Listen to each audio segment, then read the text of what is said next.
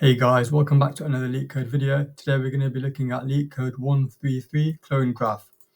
We're told that we're given a reference of a node in a connected, undirected graph, and we need to return a deep copy, so a clone of the graph. And each node in the graph contains a value and a list of its neighbors. And we're given some information about what an adjacency list is, etc., etc. But in this example, this diagram, it really helps us because it tells us that we don't want to just return the same graph. We don't want to just return a shallow copy.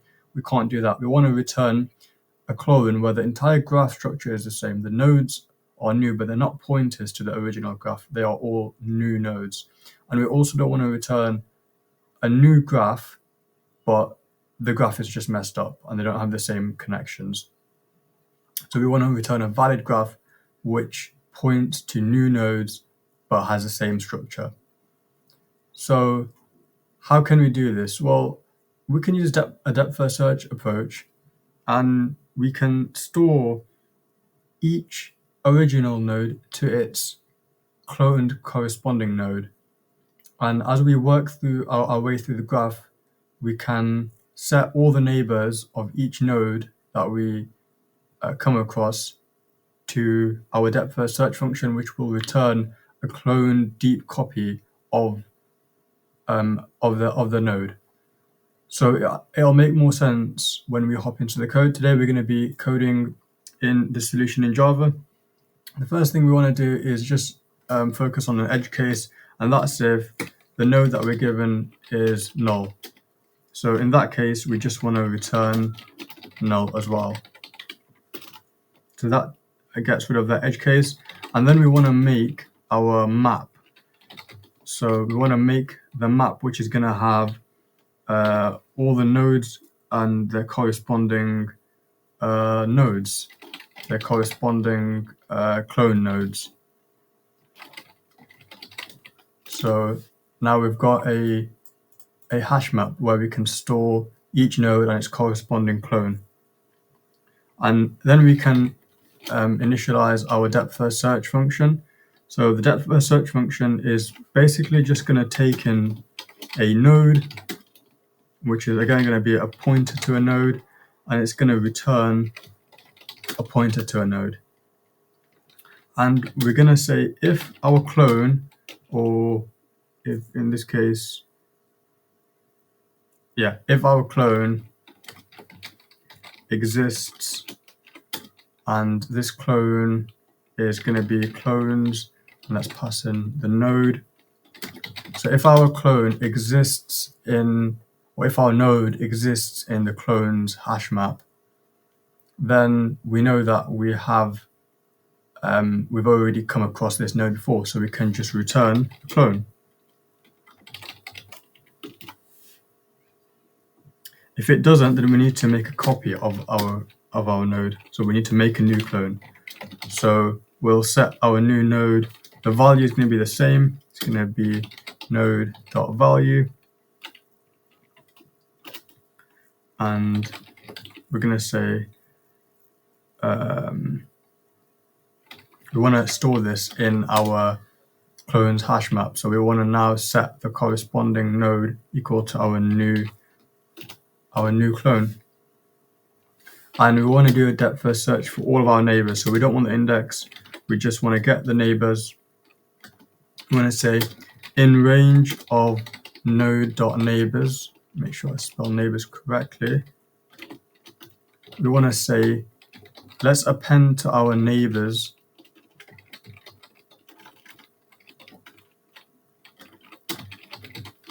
we want to pass copy dot neighbors, and then call our depth-first search function.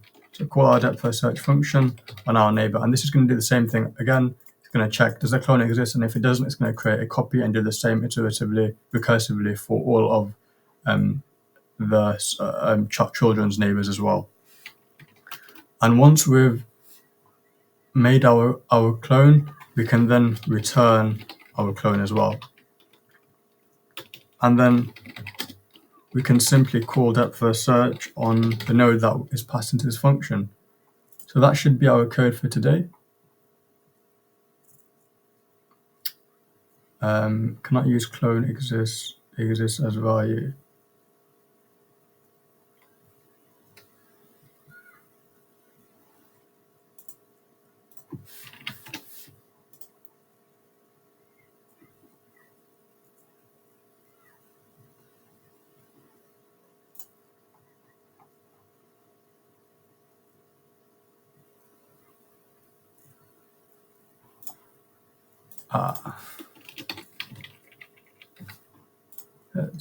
I think I missed a semicolon there.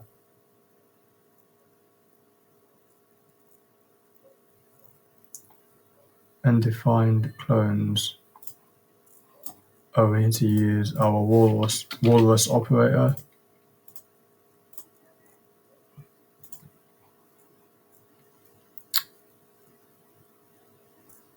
Again, we need to use a walrus operator here as well.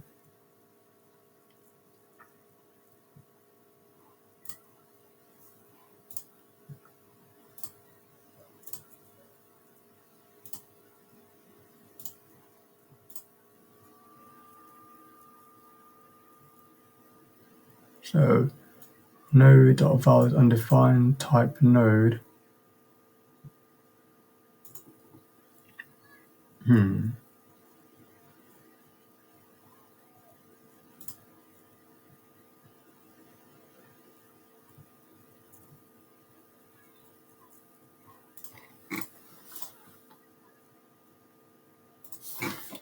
Typo. Spotted.